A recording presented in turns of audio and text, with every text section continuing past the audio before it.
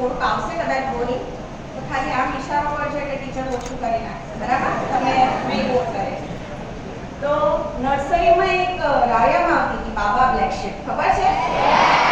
હું તો ગાઉં છું, જેવી આપણે મને ખબર છે છેલ્લી લાઈન બધા ભૂલી જ ગયા હશે, પણ મારી સાથે ગાવાની છે. ઓકે, કેવી રીતે ગાતા હતા? Baba black sheep, have you any food? Yes sir, yes sir, 3 bags full. One for my master, one for my dad, one for the little boy who lives on the lake. અરે વાહ, નર્સરીની બધાને poem આવડે છે. હમણાં હું પૂછું ગુજરાતીની ગુજરાત મોંઘેરી મોરી મોરી teacher એ નથી યાદ, ટીચર એ ક્યાં તમે યાદ? બહુ બોરિંગ કવિતા છે. હવે એ જ કવિતા પણ તમારે થોડા મને બ્રીફ્સ આપવાના છે. સર તો છે જ મારી સાથે, પણ મને આજે તમારો પણ સપોર્ટ જોઈએ. તમારો દિવસ છે ને, મારે તમારી હેલ્પ તો જોઈશે.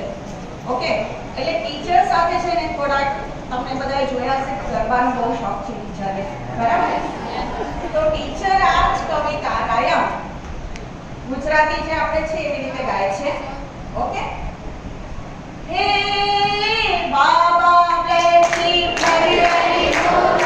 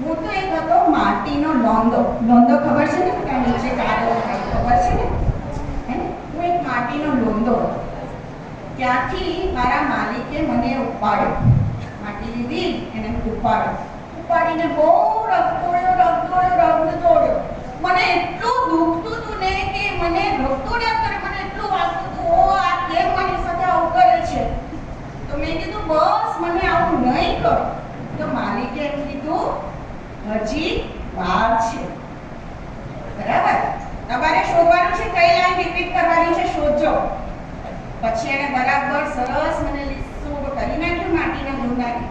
પછી નાખ્યો ચાકડામાં. ચાકડો ખબર છે ને, પોતે જે ગોળ ગોળ ફેરવે, તો એમાં નાખ્યો છે. ગોળ ગોળ ફેરે તો મને તો ચક્કર આવ્યા.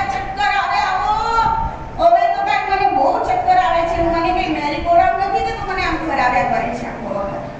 હવે મને તું બંધ કર, મને બહુ માથું ચક્કરથી ગમે છે. ઊભો રાખ. પણ માલિકે શું કીધું?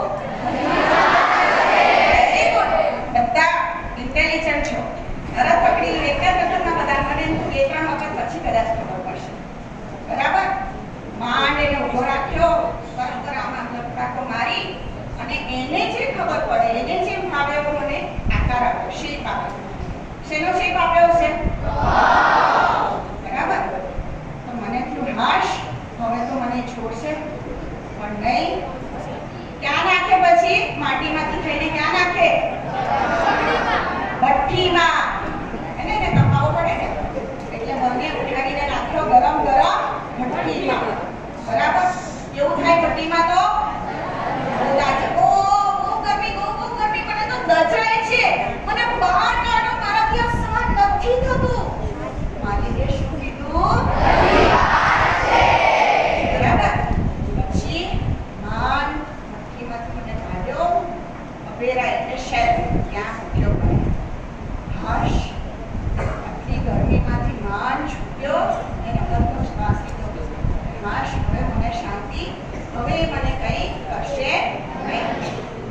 પણ એ પણ તમારા ટીચર જેવા જ હતા. માલિકની શાંતિથી જપ લેવા દે ને? ટીચર શાંતિથી જપ નથી લેવા દેતા ને. એક હોમવર્ક પત્યું નથી ને બીજું આપ્યું નથી, આમ કરો ને તેમ કરો. બરાબર? એટલે એને પાછો પગ ઉઠાડ્યો. બરાબર? પછી એના ઉપર બ્રશ ફેર્યું, પછી કલર કરવા માંડ્યો. હવે કલરને પાકો કરવો પડે ને, કંઈક ફ્લેમ કરવી પડે ના. પાછી ફ્લેમ આવી. ઓ બાપરે, મારાથી આ સહન નથી થતું. મને તેમ આટલો હેરાન કરે છે તું માલિક, મને જવા દે બસ. બહુ ગરમી લાગે છે મને, આ બધું મારા શરીર ઉપર અડાડે છે. શું કરું? તો માલિકે શું કીધું? બરાબર? એને બધા કલર સરસ રીતે કર્યો, પાછો મને ઓવનમાં નાખ્યો. એ શું વિચાર છે? આ ટીચર પણ અમારી સાથે આવું જ કરે છે. એક એક્ઝામ પતે નહીં ને બીજી એક્ઝામ આવી જાય. શું વિચાર છે? બરાબર? તો પાછો ઓવનમાં નાખ્યો, પાછો ઓવન. ઓ બાપરે, કેટલી ગરમી, હું શું કરું? ખોલો, મારાથી સહન નથી થતું, હું મરી જઈશ. પછી માલિકે શું કીધું? હવે તૈયાર થઈ ગયો. બરાબર? એને મને બહાર કાઢ્યો, થોડી વાર બહાર કાઢ્યો, મને ઠંડો થવા દીધો. પછી મારી સામે અરીસો એટલે દર્પણ, મિરર, કે જો આમાં તારું મોઢું જો. અરે વાહ, આ હું છું? આટલો સરસ! તો માટીનો નહોતો હતો, એમાંથી આટલો સરસ કેવી રીતે થઈ ગયો? એટલે માલિક એમ કહે છે કે બેટા, જ્યારે મેં તને રગદોળ્યો તો શેના માટે કે હું તને લીસો રાખું, તિરાડ નહીં પડે. મેં તને ભઠ્ઠીમાં નાખ્યો કે તું મજબૂત બને, તને કલર કર્યો, રંગ કર્યો કે તું રંગબેરંગી બને. ફરી પાછો તને ઓવનમાં નાખ્યો કેમ કે તું બહુ જ મજબૂત બને, તને કંઈ જ અસર નહીં થાય, તને કોઈ પણ કંઈ પણ કરે તો તૂટી ના જાય. એ જ રીતે અમે ટીચર્સ, તમારા પેરેન્ટ્સ, અમે બધા તમને હોમવર્ક આપીએ છીએ, ખીચાડીએ છીએ, એક્ઝામ લઈએ છીએ. શેના માટે? કે તમે બધા સ્ટ્રોંગ બનો, થોડુંક આવડે એટલા માટે. એટલે તમારે જો કપ જેવા બનવું હોય તો આ બધી જે કપે બધી યાતનાઓ સહન કરી, મુશ્કેલી કરી, તમારે કરવી પડશે ને? હા કે ના? અને એક્ઝામ તો આપવી પડશે ને? હવે કેમ કોઈ બોલતું નથી?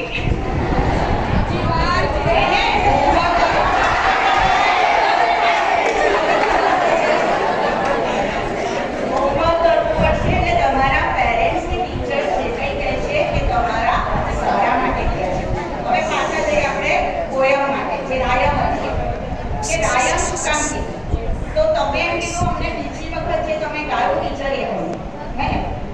તો આ છે પરિવર્તન. પરિવર્તન ખબર છે? ચેન્જ, હે ને? તો અત્યાર સુધી તમારા મગજમાં એ જ કે આ જ રાગ હોય, રાયમ તો આમ જ કહેવાય, પણ આવી રીતે ગાયું તો ખબર પડી કે લે આ તો બહુ સરસ છે. આવી રીતે પણ આપણે એન્જોય કરીએ, એમાં આપણે કોઈ ચીન તો કર્યું નથી કે શબ્દ બદલ્યા, આપણે આડાવડા કર્યા, ખાલી શું બદલી દીધું? રાગ, હે ને? એકદમ. તો તમારે પણ જીવનમાં જે કંઈ પરિવર્તન આવે એક્સેપ્ટ કરવાનું છે, સ્વીકારવાનું છે, બરાબર? અને કંઈક અલગ વિચારવાનું છે કે છે ને I think out of the box, કંઈક અલગ વિચારો, કંઈક નવું વિચારો.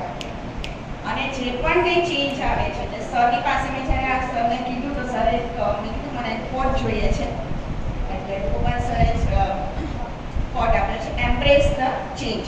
કોઈ પણ પરિવર્તન છે ને ગળે લગાવો, એને સ્વીકારો. Okay, so all the best.